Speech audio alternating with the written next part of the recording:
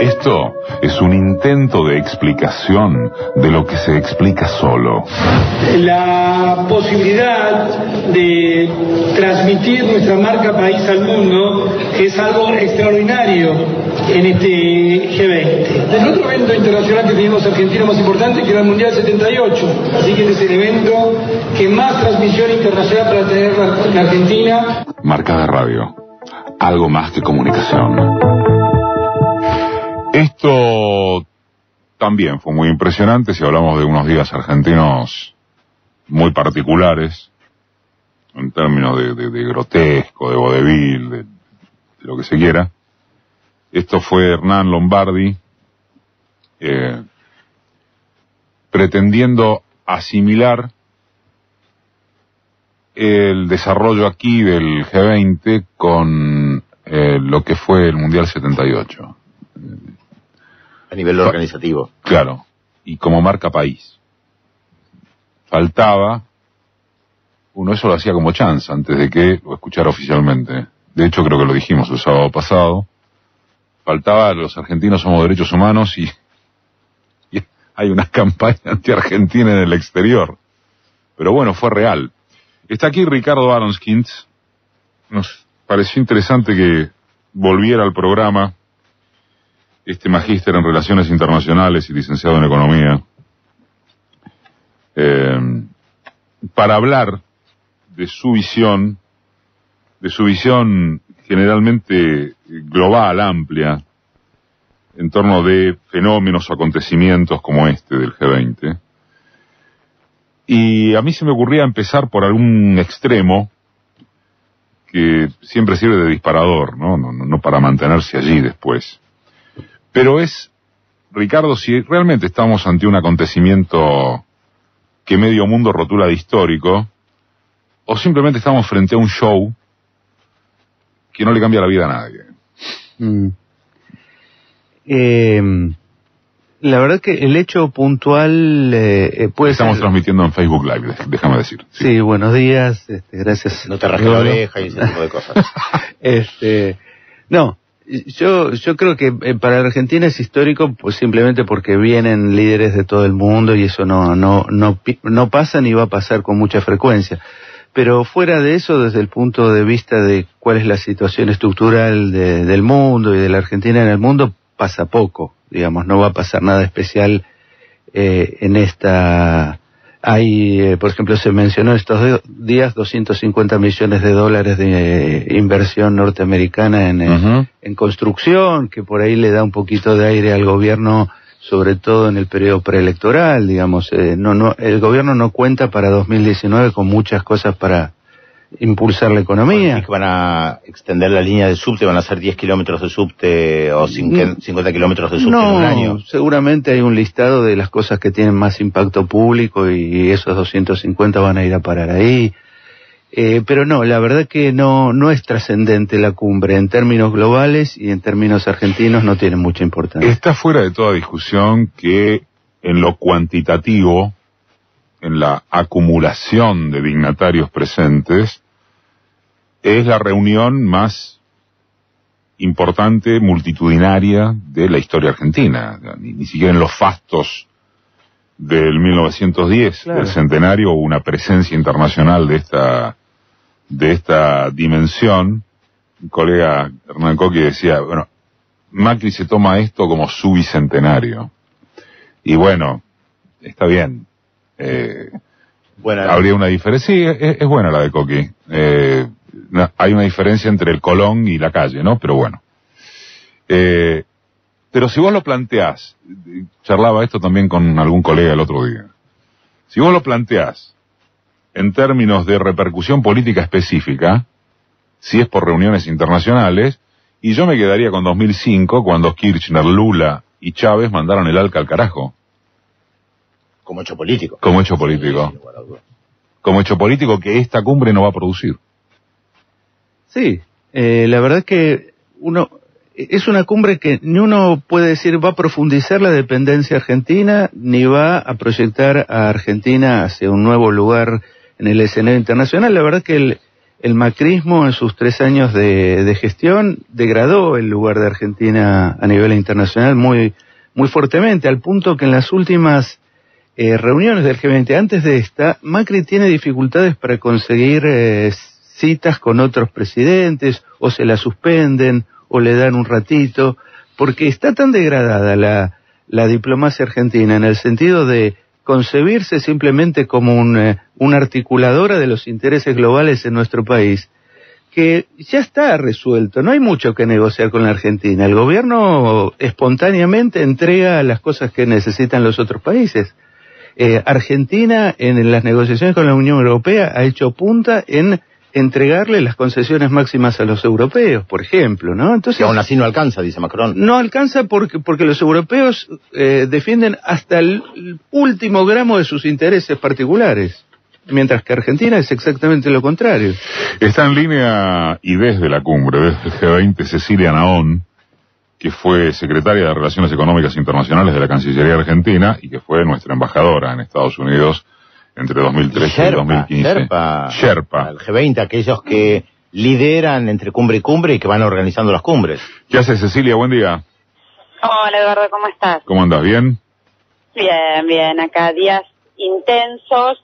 Ayer sabés que no hubo wifi en el centro de medios del G20, estaba todo el mundo como loco, pero hoy ya la situación es un poquito más tranquila, más normal. El otro día leía declaraciones tuyas a propósito de que este G20 no tiene absolutamente nada que ver con el que el macrismo se imaginó cuando quedó a cargo de la organización. ¿Lo podés ampliar o ratificar? Sí. Me parece que hubo un error muy serio de diagnóstico tanto a nivel internacional como en cuanto a la situación nacional, doméstica nuestra. En términos internacionales, cuando Macri postula a Argentina para tener la presidencia del G20, que se sabía que tenía que ser un país de la región, pero que él toma la delantera para ocupar ese lugar, creo que imaginaba que Buenos Aires iba a ser un lugar para celebrar el orden internacional liberal, el libre comercio, probablemente con Hillary Clinton como presidenta de Estados Unidos, y Macri como el gran símbolo o el gran anfitrión de una cumbre exitosa y muy alineada con lo que habían sido las cumbres anteriores del G20, ¿no? Las cumbres que venían teniendo lugar en los años previos. Obviamente ese diagnóstico falló porque el mundo hoy aterriza en Argentina con líderes que están atravesados por disputas, por fracturas, por peleas, que están con problemas de popularidad, muchos de ellos muy serios en sus propios países, o sea, líderes débiles, muchos de ellos, no todos, muchos de ellos débiles en sus países y un G20 fracturado y debilitado. Y la verdad que llegar a algo básico como una declaración de consenso está siendo una epopeya, y lo más probable es que si hay una comunicación común, un comunicado, como se dice, sea algo muy lavado, muy diluido, con muy poco valor, una suerte de letra muerta, ¿no? Que muere al mismo momento en que nace. Cecilia, dale. Un diagnóstico muy equivocado en términos nacionales, Eduardo. Me parece que se imaginaba que iba a ser acá el presidente de una gestión económica exitosa, con lluvia de inversiones, boom exportador, crecimiento económico, y la verdad que nada de eso sucede, al contrario, hay un fracaso rotundo que queda en evidencia frente a los líderes, porque son los mismos líderes que apoyaron el paquete de rescate de urgencia y por un monto extraordinario a Argentina en el Fondo Monetario Internacional. Entonces, el fiasco de la administración de Macri en términos económicos es indisimulable, por más que obviamente lo presenten y traten de venderlo como una cuestión transitoria en el camino a la gloria en el futuro. Cecilia, más allá de la situación de Macri respecto del G20, te hago esta última y te dejo seguir trabajando, pero quiero aprovechar tu experiencia en estas reuniones. ¿Alguna vez, está también Ricardo Aronskin Despiso, estamos hablando de él con esto, alguna vez este tipo de reuniones, este tipo de cumbres, hablo del G20 específicamente, ¿sirvió efectivamente para algo? ¿O es más un show por la galería de encuentro de líderes, sin resultados concretos? Yo creo que sí, en ocasiones sirvió. A ver, me parece que el G20 es 3 cosas, si querés. Es, como vos decís, por una parte una colección de imágenes, de fotos, de gestos, un gran show. un gran show que atrae muchísimo, que hoy nos tiene a los argentinos sentados en la primera fila, pero no nos tenemos que confundir porque no somos los protagonistas. Es un show que lo dirigen otros, que lo actúan otros y donde se juegan intereses que van más allá de la Argentina. Esa cooperación internacional que se transformó en el 2008 como un espacio a nivel de presidentes, creo que en ese momento fue importante para contener la crisis financiera y global internacional. Ajá. El G20 en 2008 tuvo, si querés, una salida neoliberal y una salida keynesiana. Tuvo las dos patas frente a la crisis y frente al desplome. ¿Te acordás de Lehman Brothers, que se desplomó en Wall Street y que generó lo que fue, de hecho, la peor crisis global en 70 años? En ese momento el G20, por una parte, salvó el sector financiero, o sea, los países principalmente Estados Unidos, pero también los países europeos, decidieron rescatar muy fuertemente al sector financiero para evitar supuestamente un mal mayor, pero a la vez pusieron en marcha políticas coordinadas, y ahí esto fue tanto Estados Unidos como China, y en menor medida Europa, de estímulo a la demanda agregada, política monetaria también expansiva, que contuvo, en el caso de Estados Unidos, les permitió recuperar al año el crecimiento económico. Sabes que acá se vive sacralizando el déficit cero, ¿no? Y el ajuste fiscal. En ese momento Estados Unidos pasó a tener un déficit de menos 10 puntos del PBI. Menos 10 puntos del PBI porque se puso en marcha un programa de política fiscal, de salvataje de las industrias muy, muy importante y se logró frenar el crecimiento. Después el G20 entró en una etapa diferente y ahí yo siempre he sido mucho más crítica. Después de ese primer momento, a partir del 2011, 2012, entró a ser un G20 mucho más religioso en términos de las políticas de austeridad, de la liberalización, del libre comercio, y ahí es cuando Argentina, en ese momento con Cristina Kirchner, con Lula en Brasil, con una articulación muy grande con los BRICS, empezó a ser una voz que en el G20 pedía que se pusiera la situación del empleo en el centro de la agenda, que se luchara contra las guaridas fiscales, o sea, como que superada la emergencia, había que avanzar en la agenda más de fondo, ¿no? De generar un crecimiento económico realmente inclusivo, de distribuir la riqueza, de trabajar obviamente en el problema enorme de la desigualdad y básicamente de la ultra especulación y las guaridas fiscales en donde las empresas aprovechan para no pagar impuestos. Todo esto formó parte de la agenda que, si querés, América Latina, en coordinación con los BRICS y los emergentes, impulsamos en el G20 todos esos años. Pero si bien el G20 la adoptó en términos nominales, en términos discursivos, no se logró avanzar en una agenda de inclusión. Esa es un poco la agenda que hereda Macri, además de esto cuestionada. Entonces es una agenda insuficiente y que además ni siquiera hoy se puede reafirmar. O sea, ese mínimo común denominador, si querés, que se empezó a construir entre los países del G20, que a mí me parece que se quedaba corto en los últimos años, ni siquiera hoy está pudiendo ser firmado o avalado por estos grandes líderes. También es cierto, y con esto termino, que yo tengo una mirada muy crítica de esta agenda y de estos líderes además, pero en un momento en el cual está en riesgo la guerra y la paz, como pasa en el mundo, de tantas disputas comerciales, de tensiones hegemónicas, es necesario que los líderes, estos presidentes, yo digo líderes porque así se los llama en el G20, estoy como un poco con la terminología de acá, de tanto ver cartel de cumbre de líderes, pero digamos presidentes, autoridades, yo creo que es positivo que se reúnan, aún cuando las reuniones sean insuficientes, muchas de ellas fracasen, aun cuando el resultado creo que para Argentina, para los argentinos, sea un resultado muy, muy desconectado de lo que nos importa, de lo que necesitamos, de lo que realmente hace a nuestro día a día y a la crisis tan profunda, ¿no? De la economía, del empleo, de la producción. Gracias, Cecilia. Fuiste tan clara como siempre, debo decir. Beso. Bueno, un abrazo. Chao, Eduardo. Hasta luego. A Pedro y a Ricardo. Chao. Dale. Secretaria de Relaciones Económicas Internacionales de la Cancillería y fue nuestra embajadora en los Estados Unidos. Cecilia Naón estaba hablando desde ahí, desde el G20. Ahora seguimos con Ricardo Aronskind, acá en piso. Ricardo Aronskind es autor de numerosos artículos y ensayos de investigación publicados en diferentes compilaciones y revistas de ciencias sociales, es magíster en Relaciones Internacionales por Flaxo y licenciado en Economía.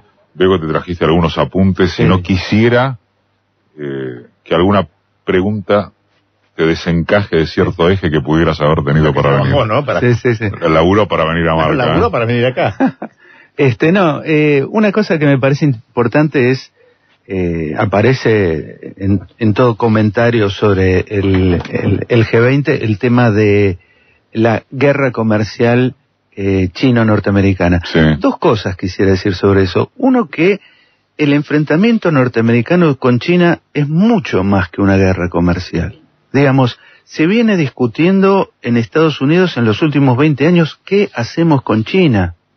Y cuanto más crece China, más Kissinger ha escrito, todo gran pensador de estrategia internacional norteamericano se ha expedido en relación al tema China. Es un problema para ellos, grande. Es un problema que tiene que ver con que pone en riesgo la hegemonía norteamericana. Entonces lo vienen estudiando tecnológicamente, militarmente. Saben muchísimo sobre China y están muy preocupados. Obama tenía una determinada estrategia de aislamiento comercial de China. Trump tiene otra estrategia que es de enfrentamiento comercial con China, pero no lo reduzcamos a lo comercial. A la guerra comercial. Esto es un enfrentamiento. Una amenaza al imperio mucho más grave que esa. Es un enfrentamiento político hegemónico completo, global, en todos los terrenos. Perdón, por eso los buques de los Estados Unidos en el mar de China, entre otras cosas. Completamente, y por eso la preocupación norteamericana por un canal chino en Nicaragua, digamos, la presencia en América Latina que tanto insiste. Sí, y da la sensación, y yo esto lo veo con muchísima preocupación, que los norteamericanos están tendiendo a presionar enormemente a los gobiernos latinoamericanos para que elijan Estados Unidos, no elijan. Por eso la visita a Bolsonaro a principios de año. De hecho, uno de los columnistas principales del establishment, Carlos Pañi, y no lo digo en sentido de denuesto, escribió ayer: Macri ya no puede seguir quedando bien con todo el mundo, que elija. Es gravísimo. O los yanquis o los chinos, pero no puede seguir así.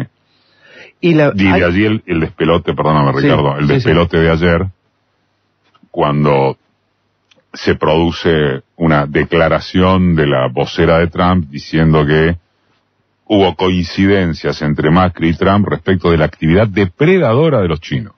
Claro, es gravísimo. Bueno. Es gravísimo. Decir que nosotros tenemos tan devaluada la palabra que no lo tomamos demasiado en consideración, pero es gravísimo que otro país te introduzca una palabra que seguramente Macri no dijo. No creo que Macri piense que la actividad china es depredadora. No, están negociando Atucha 3. Mira si va. Macri quiere hacer negocios y no le importa mucho China, pero a los norteamericanos sí. Y tanto Bolsonaro como Macri van a ser presionados en esa dirección, que es muy grave, porque China, no vamos a entrar acá a juzgar nada, pero sí decir que tiene una política diplomática vinculada a la creación de infraestructura en todo el planeta. Vienen y te ofrecen puertos, trenes, represas, lo que quieras, vienen, te lo hacen y después se los pagas en algún momento. Pero Estados Unidos no tiene esa actitud, o sea, no tiene comportamiento hegemónico Estados Unidos, mientras que China sí. Entonces acá hay una situación complejísima que los no hegemónicos, los que no te ofrecen otra cosa que apoyo para que te endeudes y te encadenes al Fondo Monetario, esos te dicen, no, optá entre ellos y nosotros. Y los chinos te ofrecen represas, centrales nucleares. Exactamente. Entonces hay un problema. Y la segunda cuestión que me parece importante es que tenemos que tratar de evitar hacer un análisis exclusivamente de lucha entre naciones, porque hay que decir, en China están todas las multinacionales del planeta, todas las importantes están en China, y China ha sido un extraordinario negocio, y una extraordinaria plataforma para las multinacionales. ¿Y eso qué quiere decir? Que hay que introducir este elemento transversal, porque muchas multinacionales son norteamericanas. Digamos, cuando Trump le dice, los chinos nos han robado puestos de trabajo, en realidad es las multinacionales norteamericanas que han robado puestos de trabajo. Se fueron a China porque por una serie de razones les conviene, Apple, por ejemplo, y están ahí porque es negocio. Digamos, la lógica de las multinacionales no está coincidiendo estrictamente con la lógica nacional de los Estados Unidos. Me hace acordar, discúlpame, a la disputa que hubo en la década del 70 con el tema del petróleo, donde el gran debate en el Congreso de los Estados Unidos era nuestras multinacionales que están en los países árabes, ¿a quién benefician? ¿A esos países cuando invierten ahí o a los intereses de los ciudadanos norteamericanos cuando juegan con el tema del precio del petróleo, que está muy bajo comparado con lo de ahora? Hay un excelente libro sobre el tema del petróleo con una introducción de Rodolfo Terraño, Sí. donde plantea exactamente ese debate. Qué interesante que vos lo traes ahora respecto de China, es un debate similar. Estamos transmitiendo por Facebook Live, está Ricardo Aronskin, y acerca de esto y de lo que no se previó, hay muchos analistas internacionales que dicen Estados Unidos quedó sorprendido porque los chinos aprendieron demasiado rápido, sobre todo en materia de transferencia de tecnología. Hasta hace 10 años, 15, vos no hablabas del hardware chino, hablabas del ensamble chino. Copiaban, básicamente copiaban. Exacto. Sí. Pero ahora tienen un desarrollo tecnológico propio, una inteligencia propia en el desarrollo. Sí. Y esto es lo que los Estados Unidos o no previeron o, en función de lo que está precisamente recordando Pedro, no lo pudieron controlar porque es la dinámica propia del capitalismo. Claro, yo creo que si alguien pensó que China era un país subdesarrollado normal hace 30 años y que bastaba simplemente con darle industrias para explotar mano de obra barata y que eso iba a quedar indefinidamente así, se equivocó enormemente, porque una de las características de la élite china, que no es una élite chiquita, sino que es el Partido Comunista Chino, es que ellos piensan en términos tradicionales del marxismo. No sé cuán marxistas son ahora, pero el tema de la industrialización, el tema de la ciencia y la tecnología, están presentes de nacimiento en la ideología marxista. Y digamos, la idea de que China se va a transformar en un país subdesarrollado con tipos que producen para el resto del mundo para siempre es ajena al Partido Comunista Chino. Y hay otro elemento que hay que tomar en cuenta, que los norteamericanos muchas veces subestiman la relación con determinados países. Fueron imperio y tienen una historia imperial. De la misma manera que cuando te relacionás con Turquía, tenés que recordar que hubo un imperio detrás. Cuando te relacionás con la República Islámica de Irán, lo mismo. Con Japón, con la India, con Rusia. Estados Unidos es apenas un país que tiene 200 años de historia, por más que arrastre historia occidental, tiene 200 años de historia y se relaciona con países que no lo miran desde abajo, como nosotros podemos mirarlo a ellos. Los miran a los norteamericanos desde arriba. ¿Qué vienen ustedes a hablarnos a nosotros y cuando ustedes ni soñaban con existir, nosotros ya conquistábamos o dominábamos la mitad del planeta? ¿Hay los buenos o los menos malos en este enjambre? Mira, no lo sé porque es muy gracioso escuchar ahora a funcionarios norteamericanos hablando de las estrategias imperialistas de los chinos. Es fantástico los escuchás O la de la denunciando. amenaza rusa, ¿no? También. Sí, pero eso resuena más, pero las técnicas extorsivas que están denunciando de los chinos es muy gracioso porque, digamos, la academia denuncia a la escuelita primaria, digamos, ¿No ¿no? es gracioso los chinos tratando de enseñarles libre comercio a los norteamericanos? Bueno. Las bondades del capitalismo, diciéndole proteccionismo está mal. Hay que tender al libre comercio, es insólito. Sí. Ahora, yo creo que el error en Trump puede ser que, fíjate lo que hizo con el NAFTA, con el Tratado de Libre Comercio de América del Norte, que los agarró del cogote a los mexicanos, los abofeteó, los humilló, y logró una readecuación del tratado de acuerdo a las necesidades norteamericanas. Está equivocado si piensa que con China va a ser lo mismo, que los va a amenazar con 250.000 millones de castigo en materia de exportaciones chinas y China va a arrugar. China no va a arrugar frente a los norteamericanos. Y hay un error de concepción diplomática total. Digamos, está equivocado en ese tipo de cosas. Te amenazo, llevo las cosas hasta el límite y vos Él retrocedes. dice que le sale bien, ¿eh? Con el caso de la República Popular Democrática de Corea, mal llamada Corea del Norte, él dice que sale bien. Yo los amenazo, los golpeo y ellos vienen al pie. Sí. cerramos después del info con Aronskin y Pedro. Traslado a micrófono lo que decíamos entre tanto el info. Y acerca de China no va a arrugar, Estados Unidos no la vio venir. Hay el libro de Paul Kennedy que es delicioso, ¿no? La decadencia de los imperios. Bueno, ¿estaríamos ante algo de eso? Que ya tiene sus Y cerca de 20 años más o menos. 20 años o cosas por el estilo. Sí. O tiempo por el estilo. Excelente libro, sí. Excelente libro. Estamos en una instancia donde Estados Unidos sería un imperio en decadencia. A partir de lo que venías, por lo menos en lo que tiene que ver con la relación con los chinos, analizando. Sí. Yo diría, está en declive.